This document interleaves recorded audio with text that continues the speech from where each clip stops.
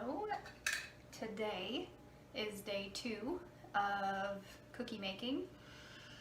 Today we are going to make my favorite chocolate chip cookies. I'm going to tell you that they're foolproof. They really are. I have baked, I can't tell you how many chocolate chip cookie recipes, and they are too flat. They come out like pancakes with chocolate chips in them. Or they're too hard, they're too crispy no matter how much I bake them or how little I bake them. I don't know what to tell you. I've tried everything. So I found this recipe and I have been in love with it ever since. I love that I make the dough and then it goes in the refrigerator. So if I want to make them later that night, I can, or if I want to put them in the freezer and make them next week or whatever, I can do that too. So let's get started. In my mixer, I have 1 1/2 sticks of unsalted butter, 3/4 of a cup. My math is terrible. To that, I'm going to add 3/4 of a cup of brown sugar. Now, I prefer dark brown sugar for my chocolate chip cookies. You can use whatever you like best, but this is what I like. And 1/4 cup of regular sugar.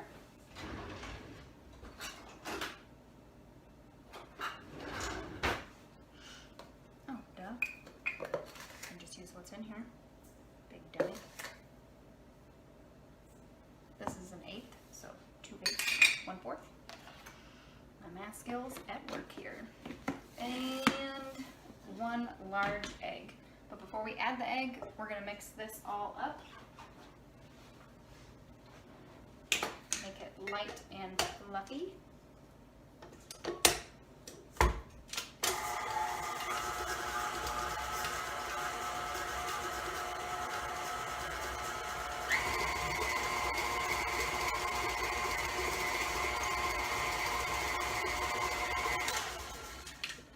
Now, if you guys watched our snickerdoodle video yesterday, you would know that the chocolate chip of the chocolate chips cookie is up for debate. Joe does not like chocolate chips in his cookies, which is fine, totally fine. When we first met, I thought it was crazy, anarchy. Every time I made chocolate chip cookies, you just not put chips in them. And I felt like it was breaking the law or something. So eventually I gave in and I made them without chocolate chips. And I'm going to tell you what, it was really good. I was skeptical, to say the least. But they are really good with chocolate chips or without. Or you can use any kind of chips. Dark chocolate chips, butterscotch chips. That's the fun part about cooking. You make it your own. I'm going to let this go for just a second longer to make this cream and be a little bit more light and fluffy. So I'll be back in just a second. We are back. Our creamed mixture, which is our butter, brown sugar, and white sugar are complete. Now we're going to add 1 large egg.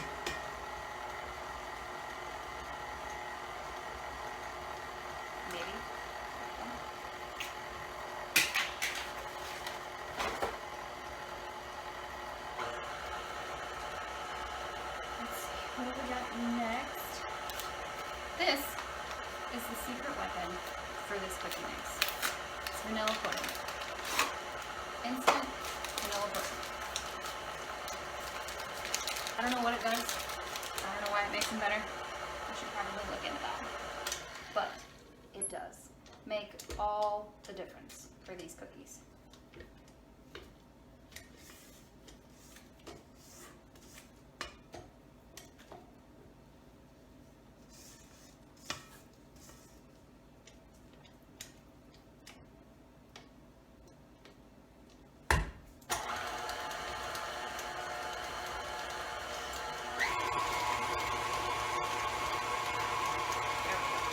Now we're whipping.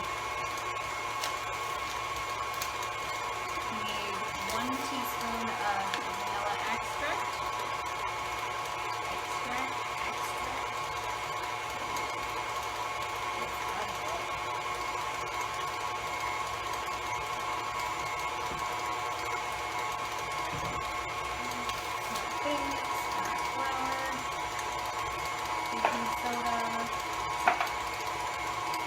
So, like I said, I am not going to put chocolate chips in this recipe.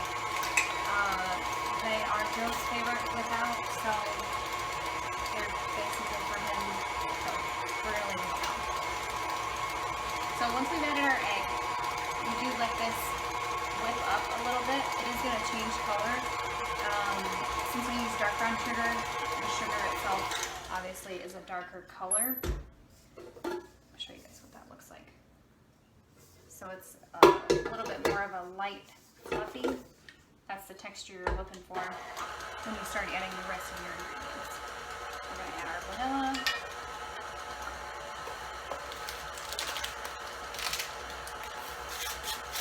And our pudding mix.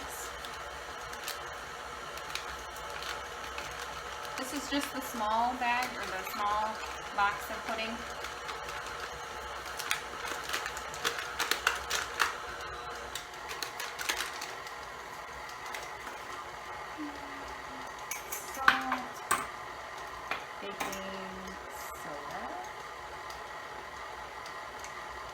But when I have a recipe that calls for baking soda or baking powder, I always double, triple check in case I've grabbed the wrong one, because I have done that before.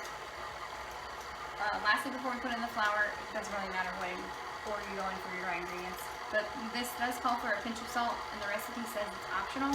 I have tried it without, and I have tried it with. I really like it better with. You want to do it without, totally do it with it. And 2 cups of flour.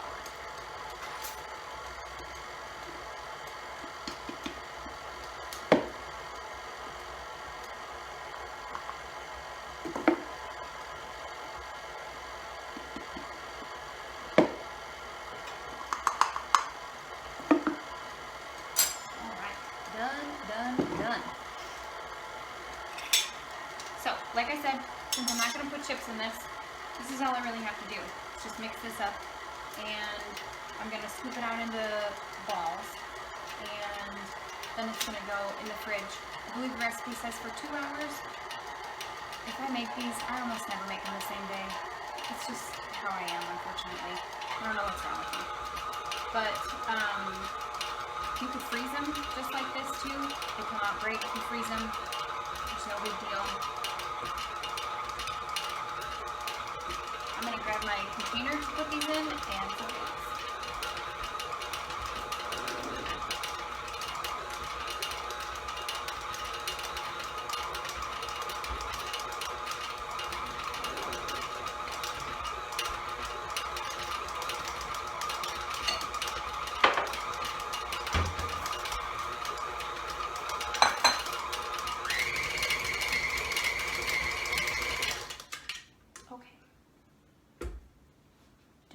All done. I don't know about you, true full confession, I have made this batch I don't know how many times and put them in the freezer to be baked later, and they never get baked. Joe and I just take them out of the freezer and just eat them. So hopefully we don't ever get salmonella, but it's a risk we're willing to take.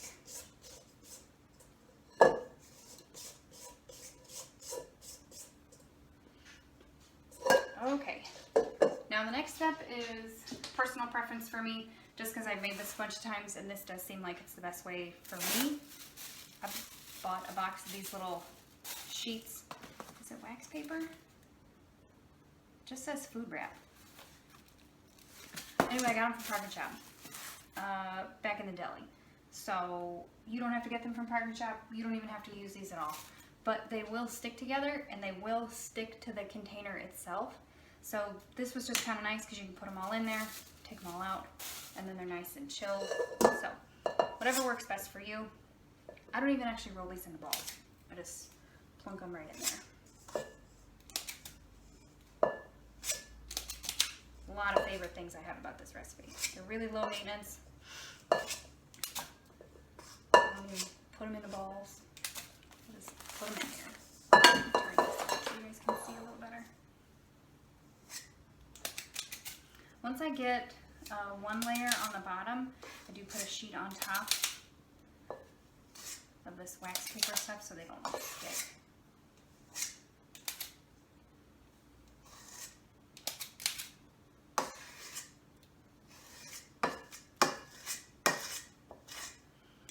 I am using my smallest scooper again. Same thing if you watched the snickerdoodle video yesterday. This is the exact same one. It's a half a teaspoon size. You can use whatever size scoop you'd like. I know this original recipe called for a pretty big scoop, so you could make these real big cookies if you wanted. They can certainly handle it, and they'll stay nice and tall. That has a lot to do with that pudding mix that's in there.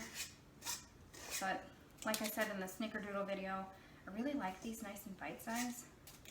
Plus, if you're gonna dunk them in milk, they fit in your cup really nice.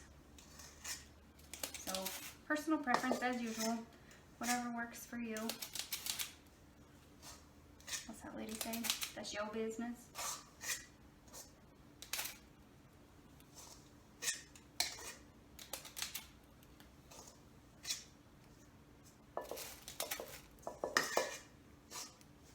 I have not figured out yet what I'm going to do with 25 days worth of cookies that I've baked. I do have a bunch of little cookie tins, holiday ones, from another project that I was working on. So I was thinking about, and you guys can let me know what you think, if you guys want some of these cookies, I'd be happy to put them in a little cute tin for you, or just a plastic bag if you just want to take them home and eat them. But I am going to freeze some of these, but I'm sure at some point we are going to come to a head and we're going to have cookies coming out of our ears. So I would be more than happy to donate them. If you guys want some of them, you want to try them, just let me know.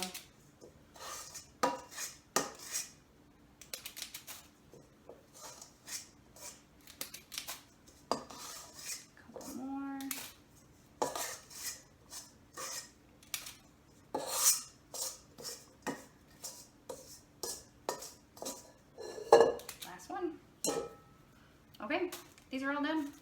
They're gonna go in the fridge to chill and hang out while I clean this mess up. And then we will most likely bake these tomorrow. So, we'll see you guys back tomorrow.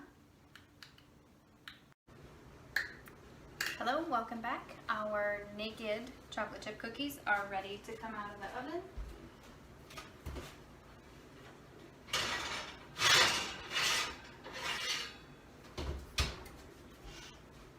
Now, just like my other cookies, I do like to, I don't know if you want to say underbake these. They are just starting to get a little golden brown on the top and just around the edges. I also like to leave them rest on the tray for a few minutes just to help let them finish setting up. So when you let them rest on the tray or your baking sheet, they do continue to cook. So don't be scared of that. Okay? Chocolate chip cookies are done. See you guys next time. Hello and welcome back to Cooking with Steffo. We left off with our naked chocolate chip cookies. I put them in the fridge. I actually refrigerated them overnight. You can just do 2 hours. This just kind of happened to work out for my schedule, so not a big deal. I'm going to put these on the cookie sheet, bake them at 350 for, I believe my recipe says 8 to 10 minutes. Now, obviously depending on how big or small you make these will depend on how long it takes them to cook. I like baking in these little scoops just because it makes a little bite-sized cookie, which is really nice. So I'm going to pop these in the oven. Oh, I meant to tell you guys, if you decide that you make these without chips and you want to add chips, that's not a big deal. All I do is take, if there's a flat side, which I don't round them out when I use the scoop, just take some chocolate chips and press them in there. They're not going to be as evenly mixed in, but it's better than no chips at all. So, okay, we're going to put these in the oven. Be back in a bit.